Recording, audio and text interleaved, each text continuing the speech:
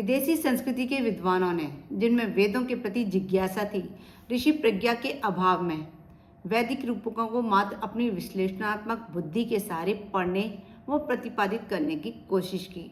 वे भाष्य के साथ न्याय नहीं कर पाए। यही कारण था कि उन्होंने वेदों को एक आदिम जंगली और अत्यधिक बर्बर समाज की स्रोत संहिता नाम दिया। यहाँ तक कहा कि वेद तो गडरियों के गीत मात्र हैं, जो अनगढ़ नैतिक व पुरातन धार्मिक विचारों से भरे हुए हैं। पर यह उनकी सोच थी। हमें इस पर ध्यान न दे, वेदों के महत्व को समझने का प्रयास करना चाहिए। चलिए चलते हैं वेदों की श्रृंखला को आगे बढ़ाते हुए ऋग्वेद की प्रथम मंडल के सूक्त 121 की ओर। नमस्कार सभी को। यदि आपने अभी तक पारस बुद्धि चैनल को सब्सक्राइब नहीं किया है और आपको लगता है कि वेदों का ज्ञान हमारी आने वाली पीढ़ी पर पहुंचना चाहिए, तो इस चैनल को अवश्य सब्सक्राइब कीजिए। वीडियो पसंद आए तो इसे लाइक और शेयर अवश्य कीजिए, ताकि हमारी आगे आने वाली पीढ़ी वेदों के बारे में जान सके, अपने व्यक्तित्व का विकास कर सके। और वेदों में सभी समस्याओं का हल भरा पड़ा हुआ है, बस हमें उससे ज्ञान प्राप्त करने, उसको समझने की बहुत आवश्यकता है। अपने वैल्यूबल कमेंट्स देना भी मत भूलिए, क्योंकि वो मुझे मोटिवेट करते हैं। चलते हैं सूक्त 121 की ओर। इसके ऋषि हैं कक्षीवान, देवता हैं इंद्र और छंद है तिष्ठो। मनुष्य को संरक्षण प्रदान करने व्यक्तियों को देखकर इंद्रदेव शीघ्रता से देवत्व पद पाने के इच्छुक अंगिरक्षों की प्रार्थनाओं को इस प्रकार कब सुनते हैं, इसका सुनिश्चित ज्ञान नहीं, लेकिन जब स्वीकार करते हैं तब प्रजाजनों के घर में स्थित यज्ञ में शीघ्रतापूर्वक पहुंचकर उनकी अभिष्ट कामनाओं को पूर्ण करते हैं। निश्चित ही उन्हीं सूर्य रूप इंद्रदेव ने धूलोक को स्थिरता प्रदान की है। तेजस्वी रश्मियों के प्रकाशक ये इंद्रदेव सर्वत्र अन्न उत्पादन के लिए जल को बरसाने के माध्यम हैं। वे महान सूर्यदेव अपनी कन्या देवी उषा के पश्चात प्रकाशित होते हैं तथा वे शीघ्र गतिशील चंद्रमा की पत्नी रात्रि को प्रकाश किरणों की माता बनाते हैं। रात्रि के गर्भ में प्रकाश रहता है। अंतरिक्ष में अनंत सूर्यों का प्रकाश है। परावर्तित हुए बिना वह दिखता भर नहीं है।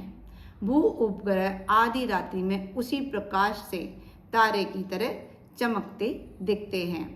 श्रेष्ठ मनुष्यों को सत्कर्मों की ओर प्रेरित करने वाले आंगिरसों के ज्ञाता सूर्यदेव इंद्रदेव नित्य ही उषाओं को प्रकाशमान करते हुए श्रेष्ठ स्तुति रूप वाणियों से सम्मानित होते हैं, वंदनीय होते हैं। साथ ही वे इंद्रदेव वज्र को तेज धार युक्त करते हैं तथा संपूर्ण प्राणी मात्र के कल्याण के निमित्त वे दिव्य लोक को स्थिरता प्रदान करते हैं। इंद्र के वज्र के बारे में और दिव्य लोक के बारे में हम पिछले वीडियोज में बता चुके हैं।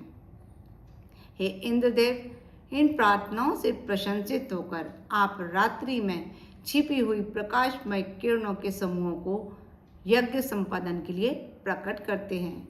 जब तीनों लोकों में सर्वोत्तम इंद्रदेव युद्ध में तत्पर हो जाते हैं, तब वे द्रोहियों के लिए पतन मार्ग खोल देते हैं। जब मनुष्य उत्तम दुधारू गौओं के पवित्र घृत दुग्धादि से आपके लिए यज्ञ करते हैं, तब हे इंद्रदेव शीघ्रता पूर्वक क्रियाशील आपके लिए भरण पोषण करता माता पिता रूप ध्रुवा पृथ्वी, ऐश्वर्य पद और श्रेष्ठ उत्पादन क्षमता से युक्त वृष्टि रूप जल को बरसाते हैं। जिस प्रकार सूर्यदेव प्रकाशित होते हैं, वैसे ही दुखनाशक इंद्रदेव भी उषाओं के निकट प्रकाशित होते हैं। श्रेष्ठ मधुर पदार्थों को हवि प्रदान करने वाले यजमानों द्वारा इंद्रदेव के लिए यज्ञ स्थल पर सुवा पात्र से सोमरस प्रदान किया जाता है। ऐसे सोम से अभिवर्जित होकर वे प्रसन्न हों। जब प्रकाशित सूर्य किरणों के माध्यम से मेघ जल वर्षण करते हैं, तब इंद्रदेव यथार्थ किरणों के अवरोध को दूर कर देते हैं। हे इंद्रदेव, जब आप सूर्य रूप में किरणों का संचार करते हैं, तब गाड़ीवान पशुपालक तथा गतिशील पुरुष अपने कार्यों की पूर्ति के लिए तत्पर रहते हैं। हे इंद्रदेव, जब यज्ञ करता मनुष्य आपके संवर्धन के लिए उत्तम आनंदप्रद गाय के दूध से मिश्रित और शक्तिप्रद सोम को पत्थरों द्वारा कूट पीस कर बनाते हैं, तब विस्तृत दिव्य लोक को संव्याप्त करने वाली आपकी अश्वरूपी किरणें हवि रूप सोमरस को यहाँ आकर ग्रहण करें। आप वृष्टि अवरोधक तत्वों को हटाकर तेजस्वी जलधाराओं को चारों ओर बरसाएं। सोमरस के बारे में पहले भी कई बार बताया जा चुका है कि सोमरस सोमलता से बनाया जाता है और उसके जो डंठल होते हैं उसे पत्थरों से कूटा जाता है, उसका रस निकाला जाता है और उसमें दूध, घी और अन्य कई चीज़ें मिलाकर उसे स्वादिष्ट और शक्तिवर्धक बनाया जाता है और यह सभी देवताओं को बहुत प्रिय होता है और इंद्र को तो विशेष रूप से यह प्रिय होता है।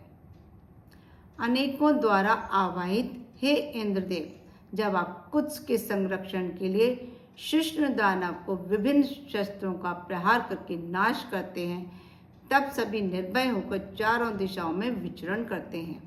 उस आक्रांता के हनन के लिए आप रुभु द्वारा सर्वलोक से लाए गए पत्थर और लोहे से निर्मित अस्त्रों शस्त्रों का प्रहार करते हैं। कुछ ऋषि के बारे में और शिष्ण दानव के बारे में भी हम पिछले वीडियोज में बता चुके हैं। जब वज्रधारी इंद्रदेव ने बादलों को नष्ट करने वाले शास्त्र से प्रहार किया, तब सूर्यदेव मुक्त हुए। हे इंद्रदेव, आपने शिष्णों का जो बल द्युलोक को घेरे हुए था उसे नष्ट कर दिया। महान सामर्थ्य से युक्त हे इंद्रदेव, सभी और संव्याप्त द्युलोक और भूलोक ने आपके कार्य के प्रति आभार प्रकट किया। तब प्रोत्साहित होकर आपने विशाल वज्र द्वारा वज्र को जल में ही सुला दिया। हे इंद्रदेव, क्रांत दर्शों के पुत्र उष्णा ने आनंदप्रद व्रतहंता तथा शत्रु आक्रांता वज्र आपके लिए प्रदान किया। आपने उसे तीक्ष्ण बनाया। तत्पश्चात भार वहन में कुशल रथ में भली प्रकार नियोजित होने वाले तथा वायु के समान वेगवान घोड़ों से खींचे जाने वाले रथ में बैठकर आप मनुष्य के हित चिंतकों को संरक्षण प्रदान करते हैं। हे इंद्रदेव, आप प्रकाशमान सूर्यदेव के समान ही मनुष्यों की हितकारक और रसों को अवशोषित करने वाली रश्मियों को आलोकित करते हैं। आपके रथ का चक्र सदैव गतिमान रहता है। नौकाओं से लांघने योग्य 90 नदियों के पार यज्ञ विरोधियों को फेंक कर आपने विलक्षण कार्य संपन्न किया। हे वज्रधारी इंद्रदेव, जिन्हें अति प्रयास पूर्वक ही नष्ट किया जा सकता है, ऐसे दुर्गति कारक पाप कर्मों से हमें बचाकर संरक्षित करें। युद्ध भूमि में भली प्रकार से हमारी रक्षा करें। हमें यश, बल तथा श्रेष्ठ सत्य से युक्त व्यवहार के निमित्त रथ और अश्व से युक्त ऐश्वर्य संपदा प्रदान करें। अपनी सामर्थ्य से स्तुति योग्य हे इंद्रदेव, आपकी विवेक युक्त बुद्धि का कभी हमारे जीवन में अभाव न हो। विवेक बुद्धि से हम सभी प्रकार के अन्न एवं धन को अर्जित करें। हे श्रेष्ठ ऐश्वर्य संपन्न इंद्रदेव, आप हमें गौधन से परिपूर्ण करें तथा आपकी महिमा को बढ़ाने वाले हम सभी एक साथ रहकर आनंदित हों। यह हुआ सूक्त 121। अब नेक्स्ट वीडियो में हम मिलते हैं सूक्त 122 के साथ। नमस्कार सभी को, खुश रहें, स्वस्थ रहें, मस्त रहें।